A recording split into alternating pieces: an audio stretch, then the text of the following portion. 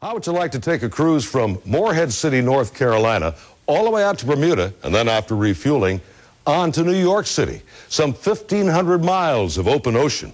High adventure? Oh, yeah, especially since you'll be making the voyage in a flats boat.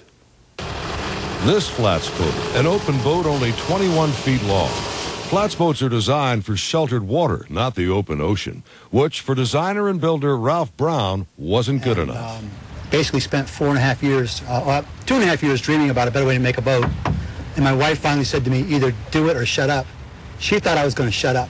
Here we are 4.5 years later with a boat that can run in very shallow water, at the same time handle rough seas without feeling like that your life's in danger. And that's what Ralph set out to prove, the seaworthiness of his design.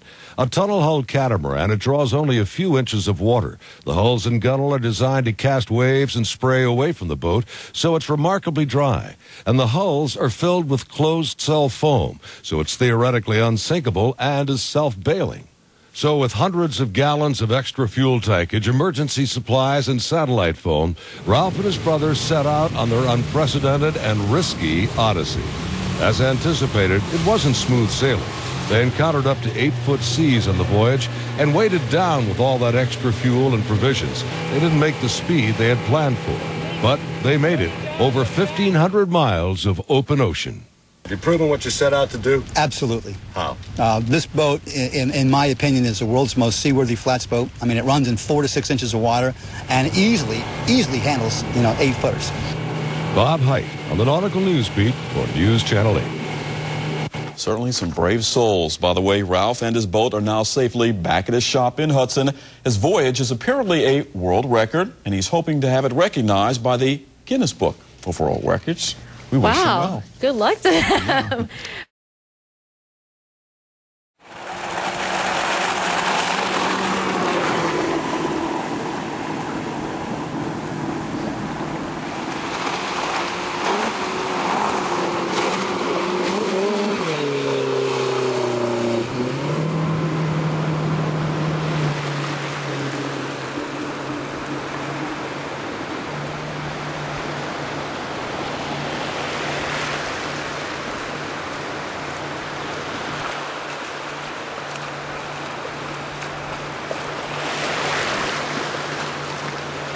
Some boats can handle a chop, and some boats can run skinny. Yet some boats can't do either. We like to think ours does both.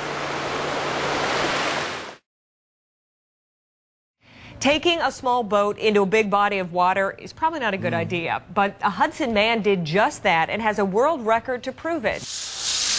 At a small boat building business in Hudson, they have some big dreams. Yes, that is my dream. In fact, the name of Ralph Brown's company is Dream Boats Incorporated, and he's hoping this model It's an Intruder 21. will launch his business into the big time. We took some established ideas and we improved on them dramatically. Brown says this flats boat can travel in water less than 6 inches deep and still handle a sizable chop. If you get off 10 miles offshore in our boat and a storm comes up, you just come on in. No big deal. And last spring, he and his brother set out to prove those claims. In May, the Browns motored from North Carolina to Bermuda, and then from Bermuda to New York City Harbor. Home of the brave. Along the way, they encountered porpoises. Oh, cool. And some 9-foot waves. And long into the second night, they were real big. Real big. Brown says they got wet, but the boat did just fine. We felt very safe the whole trip. Absolutely felt very, very safe. And this month, the Guinness Book of World Records recognized the voyage. Guinness World Records. I think that's pretty cool. Now Brown is confident his record-setting boat will float the boat of prospective investors and buoy his business.